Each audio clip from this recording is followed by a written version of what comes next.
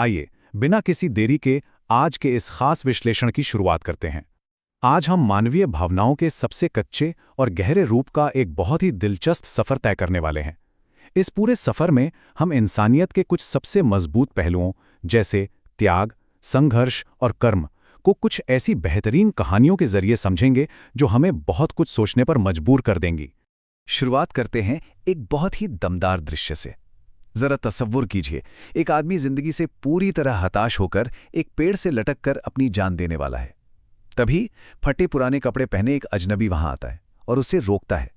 वो कोई बड़ा ज्ञानी नहीं है, बस सड़क छाप फलसफे वाला एक ऐसा इंसान है जो कहता है, अरे मियाँ, जिंदगी तो खुदा की नेमत है, जो नहीं समझा उसकी जिंदगी पर लानत है। ये कोई किताबी ज्ञान नहीं है, बल्कि एक अजनबी का वो कच्चा और सच्चा जुड़ाव है जो उस इंसान को वापस जिंदगी की तरफ खींच लाता है। इन दोनों की सोच का अंतर देखिए।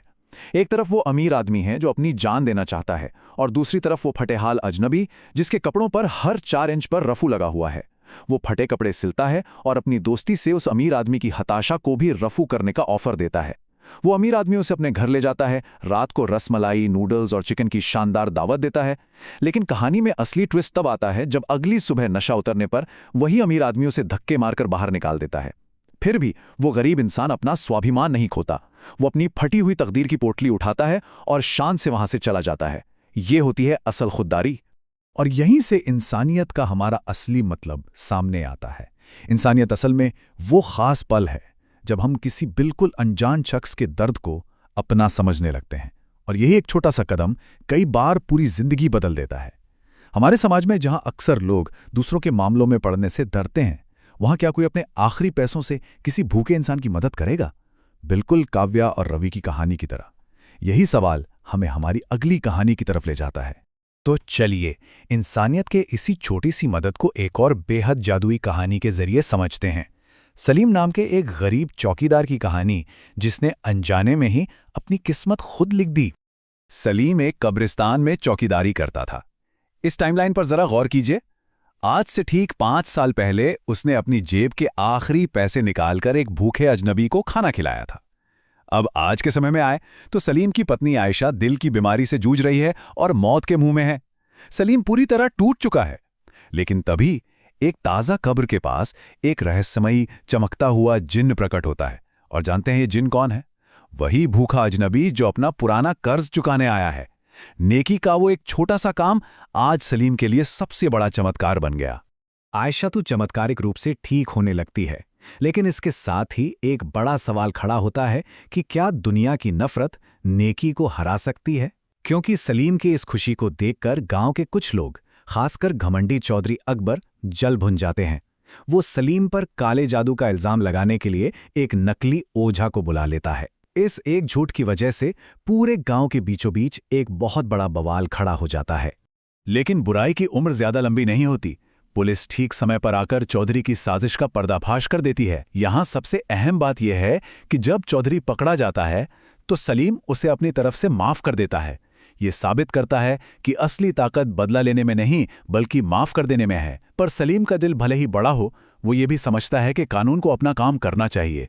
माफी का मतलब ये बिल्कुल नहीं कि गुनाह खत्म हो गया। अब शोर शराबे और जादुई दुनिया से निकलकर एक बहुत ही अलग और एकदम खामोश किस्म के गुण की बात करते हैं। लुधियाना की व्यस्त और शोर से भरी कपड़ा फैक्ट्रियों के बीच पनपी एक ऐसी कहानी जो सीधे दिल पर लगती है। ये कहानी है पीलीभीत से आए एक बेहद होनहार दर्जी विवेक की। विवेक को अपनी ही फैक्ट्री में काम करने वाली रोशनी से सच्चा प्यार हो गया था। लेकिन विवेक ने एक बेहद कड़वा और दिल तोड़ने वाला फैसला लिया। अपने माता पिता की देखभाल करने और उन्हें सम्मान से जीने का मौका देने के लिए उसने अपने उस सच्चे प्यार की कुर्बानी दे दी। आज विवेक एक बहुत ही सफल कारीगर है, लेकिन उसने कभी शादी नहीं की। वो अपनी उस पवित्र और अधूरी मोहब्बत को आज भी अपने बनाए हर कपड़े की सिलाई में पिरोता है। ये वो खामोश त्याग है जिसकी गूंज शायद सबसे तेज होती है। त्याग की बात हो ही रही है तो चलिए इसे एक और बड़े पैमाने पर देखते हैं। प्यार, वादे और धोखे की एक बहुत ही दिलचस्प कहानी। रामू और चंद्रिका की अग्नि परीक्षा। रामू एक बेहद गरीब गायक है जिसे अमीर घराने की चंद्रिका से प्यार है। रामू खुद को साबित करने के लिए लगातार 7 साल तक कड़ी मेहनत करके दौलत कमाने का मुश्किल रास्ता चुनता है। लेकिन वहीं दूसरी तरफ उसका दुश्मन वीरेंद्र है, जो एक शॉर्टकट अपनाता है। वीरेंद्र नदी पार करते वक्त रामू के कपड़े चुरा लेता है और चंद्रिका को जाकर ये झूठी खबर दे देता है कि रामू नदी में डूब गया। ये साफ साफ दिखाता है कि सच्चा प्यार खुद को साबित करने के लिए किस हद तक जा सकता है और एक धोखेबाज इंसान कितनी नीचता पर उतर सकता है।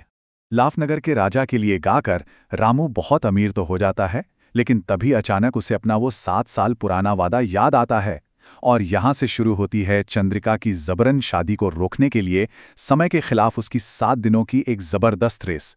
ये किसी थ्रिलर से कम नहीं है। एक साधु से मिले जादुई घोड़े और जादुई मिट्टी के सहारे वो 7वें दिन बिल्कुल आधी रात को तिलकपुर पहुंचता है। और फिर जो होता है वो रोंगटे खड़े कर देने वाला है। एक एक कदम देखिए। सबसे पहले रामू वहां पहुंचकर अपनी वही पुरानी धूल भरी सारंगी बजाता है। उसकी धुन सुनते ही चंद्रिका उसे पहचान लेती है और अपनी जान देने के लिए रखा जहरीला खंजर दूर फेंक देती है। और बात यहीं खत्म नहीं होती।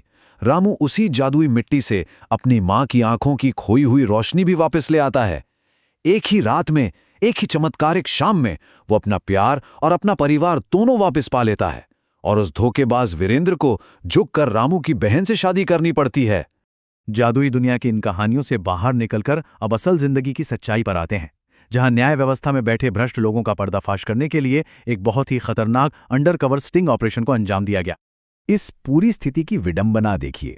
एक तरफ है इंस्पेक्टर आदित्य चड्ढा, जो सत्ता के नशे में इतना चूर है कि वो खुलेआम लड़कियों को परेशान करता है और बिना किसी वजह के लोगों को गैरकानूनी तरीके से हवालात में डाल देता है। और दूसरी तरफ है एक साधारण सी दिखने वाली कॉलेज स्टूडेंट। आदित्य को इस बात का दूर दूर तक अंदाजा नहीं है कि जिस कमजोर लड़की को वो धमका रहा है वो असल में undercover IPS officer Anjali Singh है, जो बड़ी खामोशी से उसके हर एक जुर्म का पक्का सबूत इकट्ठा कर रही है। और ये एक लाइन अंजलि के इस पूरे मिशन की जान है। वर्दी जनता की सुरक्षा के लिए होती है ना कि गुंडागर्दी करने के लिए। आदित्य को लगता था कि वर्दी पहनकर वो कुछ भी कर सकता है और उसे कोई छू तक नहीं सकता, लेकिन अंजलि इसी गुमान को पूरी तरह चकनाचूर कर देती है। अंजलि ने आदित्य से सिर्फ जुबानी बहस नहीं की, उसने बहुत ही शानदार तरीके से एक ऐसा अकाट्य मामला तैयार किया जिससे बचना नामुमकिन था। स्टूडेंट्स को परेशान करने के आरोप में उसकी खुद की अंडरकवर गवाही थी। अवैध हिरासत को साबित करने के लिए सीसीटीवी फुटेज निकाल ली और हवालात में खाना पानी ना देने के जुर्म में अंकिता नाम की गवाह पेश कर दी। नतीजा सीधा निलंबन और अगली सुबह 10 बजे कोर्ट में पेशी। न्याय में देरी जरूर होती है, लेकिन जब ऐसा वार होता है तो वो बहुत सटीक होता है। और अब हम अपने इस विश्लेषण की आखिरी कहानी पर आते हैं। एक ऐसी कहानी जो दिखाती है कि इंसान का हौसला और अपने पैरों को जमीन पर टिकाए रखना कैसे उसके पूरे जीवन की सबसे बड़ी विरासत बन जाता है। विक्रम के जीवन के इस शानदार 15 साल के सफर को देखिए। आज से 15 साल पहले वो एक बेहद गरीब ईंट ढोने वाला मजदूर था, जिसे उसकी पत्नी ने एक अमीर आदमी के लिए धोखा दे दिया था। ये धोखा किसी को भी पूरी तरह तोड़ सकता था, लेकिन आज वही विक्रम एंड सन्स ग्रुप का एक बहुत ही सम्मानित और करोड़पति चेयरमैन है। उसके कर्मों ने उसकी पूरी किस्मत बदल दी। लेकिन विक्रम की कहानी में जो बात सबसे ज्यादा दिल को छूती है वो ये है कि जब अपने बेटों आर्यन और कबीर को विरासत सौंपने का वक्त आता है तो वो उन्हें कोई करोड़ों का साम्राज्य नहीं सौंपता। वो उनके सामने अपनी वो पुरानी फटी हुई मजदूरी वाली शर्ट रख देता है, ये याद दिलाने के लिए कि उनकी असली दौलत ये बिजनेस नहीं है, बल्कि वो कड़ी मेहनत है जिससे इसे खड़ा किया गया है। तो आज की इन सभी अलग अलग कहानियों को अगर हम एक साथ रखकर देखें तो कुछ बहुत ही गहरे सबक सामने आते हैं। सच्ची दोस्ती वो है जो घोर निराशा में भी साथ खड़ी रहे। इंसानियत के छोटे छोटे कामों का अपना एक अलग ही जादू होता है। सच्चे प्यार में अक्सर एक खामोश और दर्द भरे त्याग की जरूरत होती है। सत्ता का अहंकार कभी न कभी अंधे न्याय के सामने घुटने जरूर टेकता है। और सबसे जरूरी बात, चाहे इंसान कितनी भी तरक्की कर ले, असली दौलत हमेशा अपनी जड़ों को याद रखने में ही होती है। आज के इस विश्लेषण को खत्म करने से पहले चलिए एक पल के लिए रुककर सोचते हैं, अगर जिंदगी कभी हमें ऐसे कड़े इम्तिहान में डाल दे जहां हमें भी ऐसे ही मुश्किल चुनाव करने पड़े, तो क्या हम भी उतनी ही हिम्मत और सच्चाई के साथ फैसले ले पाएंगे? जरा इस पर गौर कीजिएगा। इसी गहरे विचार के साथ हम आज का ये सफर यहीं खत्म करते हैं। हमारे साथ जुड़े रहने के लिए बहुत बहुत शुक्रिया।